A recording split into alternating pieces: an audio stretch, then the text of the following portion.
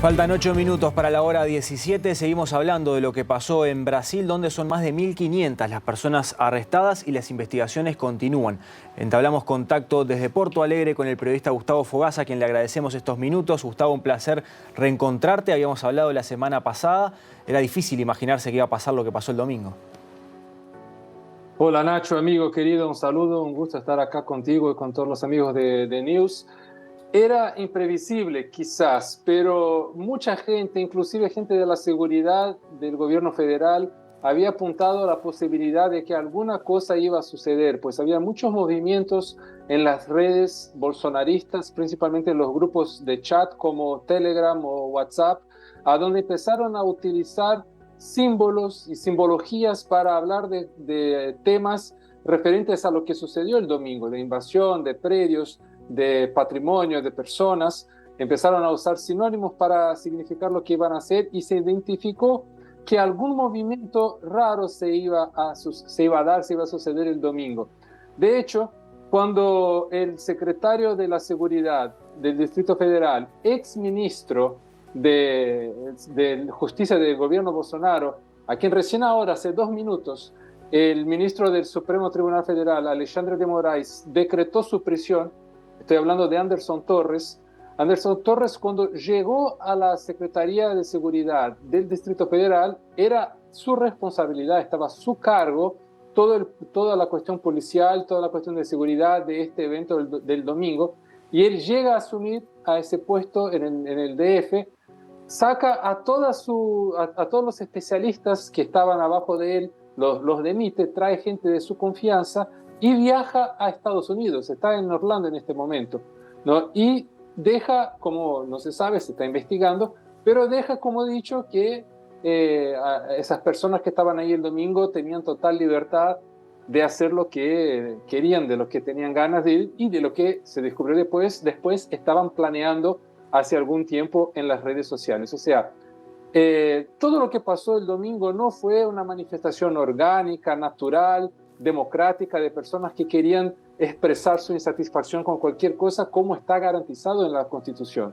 Fueron acciones planeadas, financiadas, con gente de alta autoridad que permitió que sucediera. Entonces, a partir de ahí empiezan las investigaciones, ya empezaron los mandos de prisión y vamos a ver hasta dónde llega esta investigación, Nacho. No fue espontánea entonces. Vos me estás diciendo que la Plaza de los Tres Poderes fue terreno liberado. Exactamente. Se supone, ¿no?, que quien está insatisfecho con cualquier situación social puede tener todo su derecho y la garantía de la seguridad pública de que puede ir a la calle a manifestarse, a decir su posición contraria, siempre de una forma pacífica o por lo menos ordenada dentro de lo que es el patrimonio público, dentro de lo que es la seguridad de los demás. Y eso sucedió en diversas ciudades de Pablo acá contigo, que en muchos lugares hubo manifestaciones en lugares públicos siempre ordenadas, siempre pacíficas de esas mismas personas, ¿no? Este domingo lo que sí sucedió fue algo coordinado por autoridades que poco a poco se van a ir descubriendo quiénes eran y se supone, también no hay pruebas todavía, pero se supone que en un momento eso va a llegar al expresidente Jair Bolsonaro. ¿Y cómo transcurre este martes? Porque en este contexto las detenciones de militares pueden también volver susceptibles fuerzas que quizás estén detrás de lo que pasó el domingo. Bueno, eso es una cuestión bastante delicada, pues ayer a la noche Lula recibió a todos los 27 gobernadores de Brasil, más los presidentes del Congreso, del Tribunal Federal, de las Fuerzas Armadas, y todos caminaron después del encuentro del Palacio del Gobierno hasta el Palacio de la Justicia.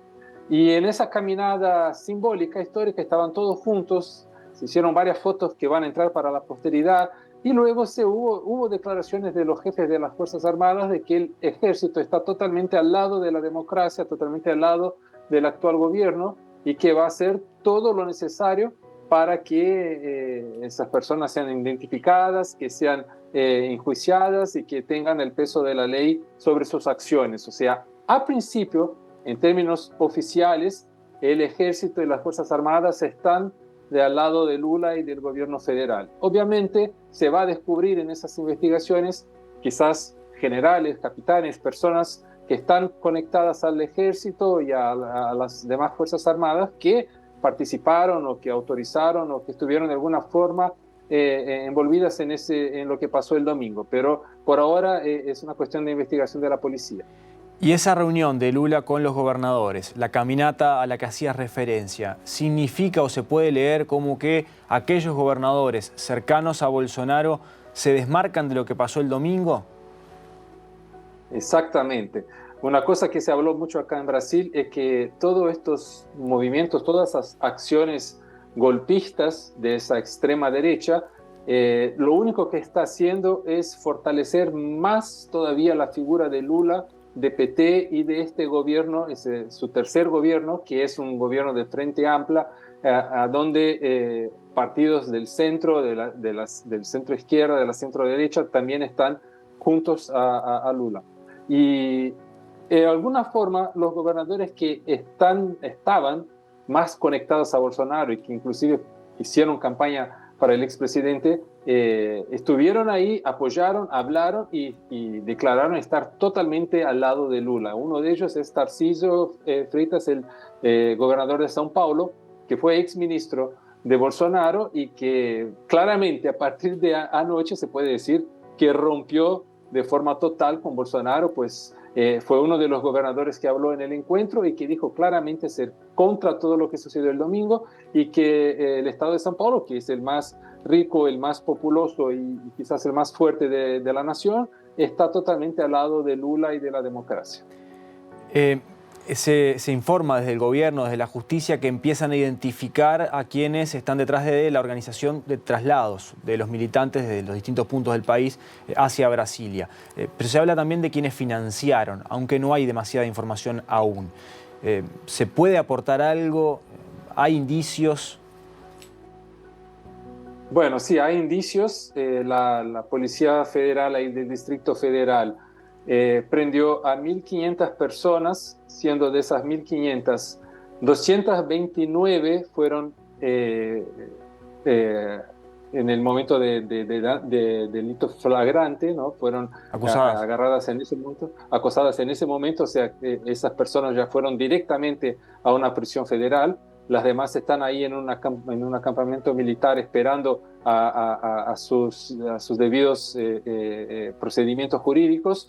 Y a partir del momento en que la policía empieza a buscar quiénes fueron los financiadores de todo eso, pues estamos hablando de personas que están desde la elección acampadas en diferentes ciudades, bancadas por esas personas, o sea, con camping, con comida, con baños químicos, con agua, con transporte, todo eso pago por personas que no se sabe exactamente quiénes son. Hay indicios de que son empresarios conectados a la agricultura, a grandes plantadores de soya, de trigo, criadores de ganado, más gente conectada a la economía rural. Eso es lo que se imagina por ahora, pero no tenemos todavía ningún indicio claro, ningún nombre claro como para traer para los amigos de The News y identificar de dónde vino el dinero, pero hubo ese dinero y no fue solo el domingo, Nacho, eso viene ya de algunos meses. ¿Y de Jair Bolsonaro qué se puede decir luego de esta necesidad de ingresarlo a un hospital en Estados Unidos y aparentemente recibir el alta en las últimas horas?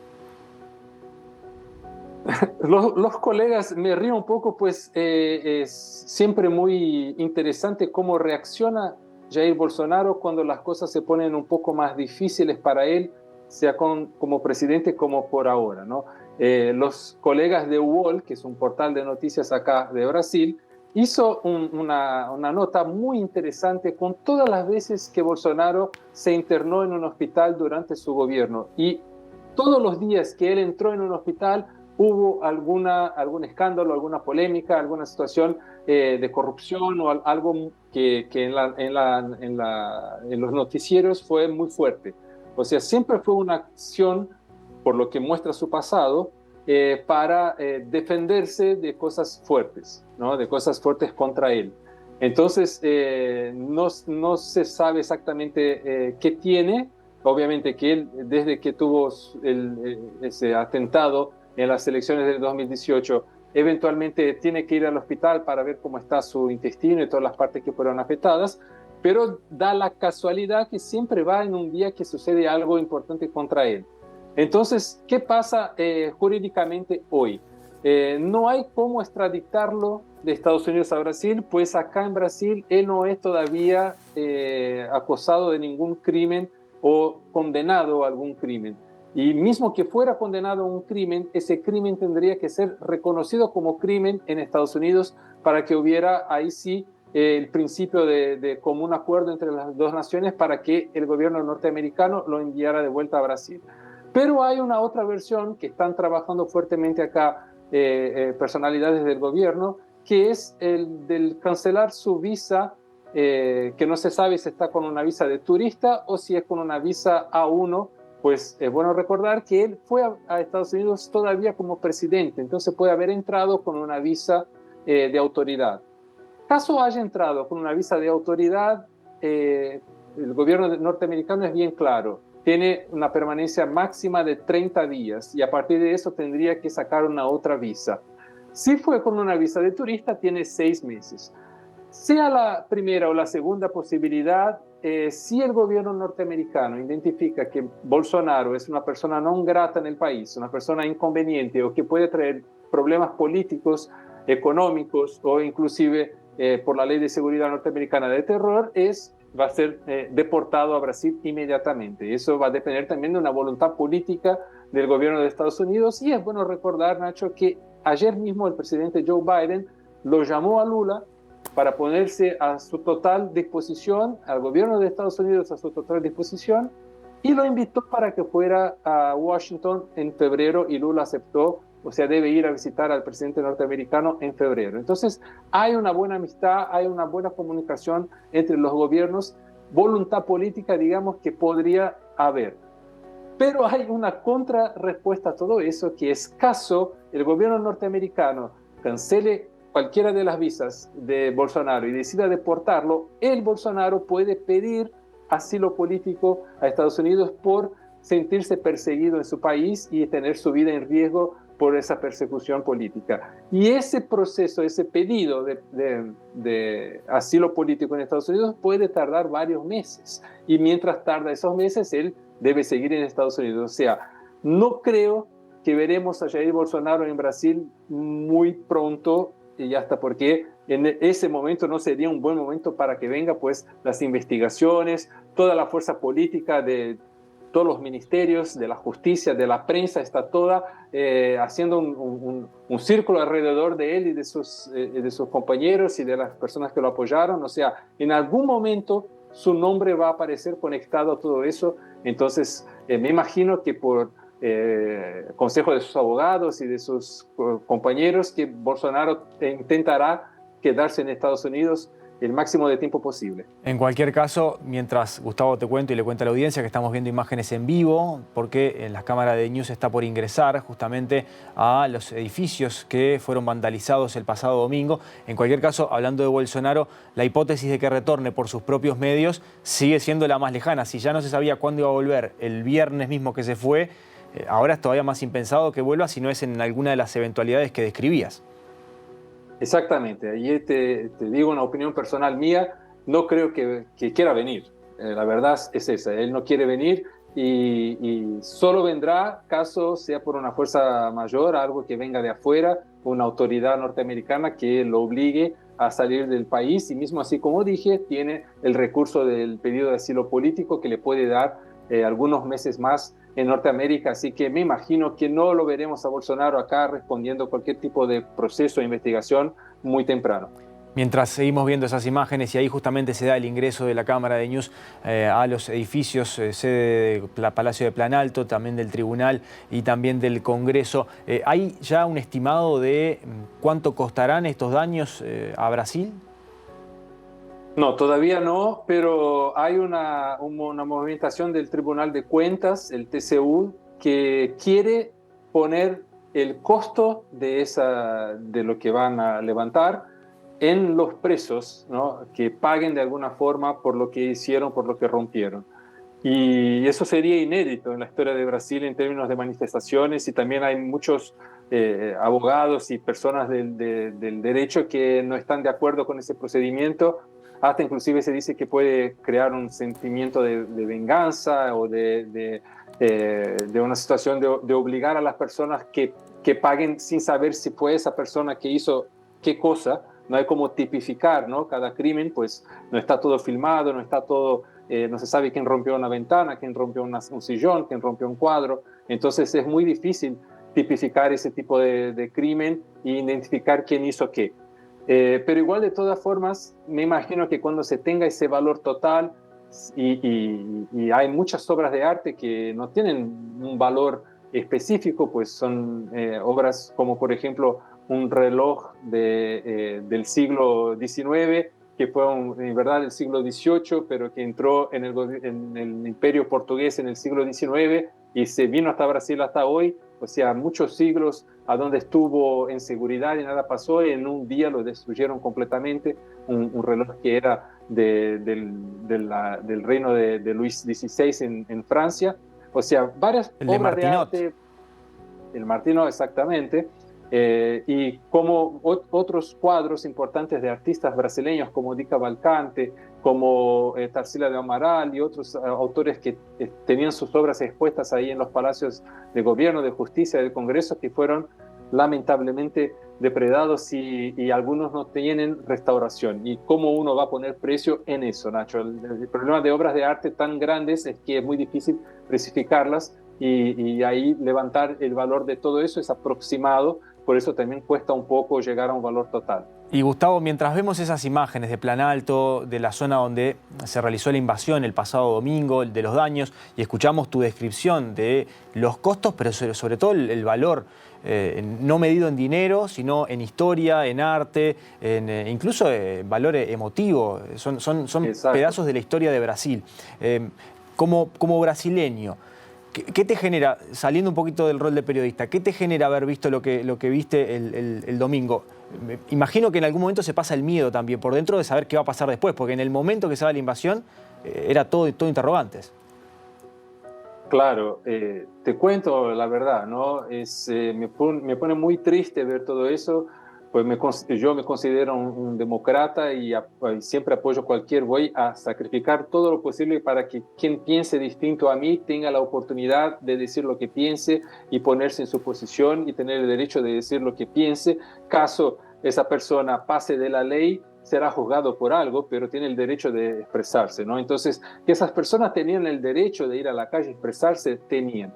Pero en el momento que esa manifestación se pone en una situación de intento de golpe a la democracia, de intento de sacar un gobierno que fue popularmente y directamente elegido de una forma limpia y libre, y a la vez destruyen todo lo que bien dijiste, ¿no? Patrimonio histórico, patrimonio emocional, patrimonio cultural. Una escena que a mí personalmente me chocó mucho fue que sacaron el original de la Constitución de Brasil a la calle, y ahí afuera del palacio, y la tenían en la mano como si fuera un gran trofeo, ¿no? Como, bueno, ahora la Constitución es nuestra, ¿no? Ese simbolismo de terror muy fuerte. Pues la Constitución, la Carta Magna, es lo más importante que de una sociedad, y en Brasil no es distinto. Entonces uno piensa, qué lástima, ¿no? Que llegamos a ese punto en un país a donde siempre hubo mucho debate y respeto a lo diferente. Pero a la vez tengo una certeza, Nacho, que esas personas son una minoría, ¿no? Me gusta siempre decir que no simbolizan toda la derecha brasileña, pues ni siquiera no son de derecha liberal ni derecha conservadora, son extremistas de derecha, que uno puede decir que son fundamentalistas, ¿no? Casi como una Al-Qaeda, por ejemplo, un talibán, algo así, ¿no? Que son personas que en verdad no son una simbología política, pero más una secta, que de alguna forma toda la realidad, todas las informaciones, todos los contenidos que tengan que ver con la realidad del día a día, a ellos no les interesa, pues tienen siempre su visión y su versión de los hechos, de las cosas que a ellos les interesa, y solamente entienden ese lenguaje. Entonces es un comportamiento de secta, y de esa forma esas personas no simbolizan gran parte de la sociedad y tampoco tienen fuerza adentro de la sociedad. Por eso creo que la justicia hará su trabajo, serán debidamente punidos y servirán de ejemplo para que eso no suceda más, para que ni siquiera extremistas de izquierda o mismo de derecha intenten hacerlo de vuelta. Manifestaciones democráticas siempre serán bienvenidas, creo que eso es fundamental para que un país pueda funcionar de una forma justa, pero cuando pasa a intentos golpistas, inclusive con acciones de terror y de destrucción de lo que es el patrimonio intocable de una nación, ahí sí eso es muy condenable y espero que de hecho el peso de la justicia haga su trabajo con esas personas. Estimado Gustavo Fogaza, un placer como siempre. Gracias por estos minutos con DNews. Yo te agradezco, Nacho, un placer y siempre que necesitan estoy a la disposición de los amigos. Muchas gracias igualmente. Buenas tardes.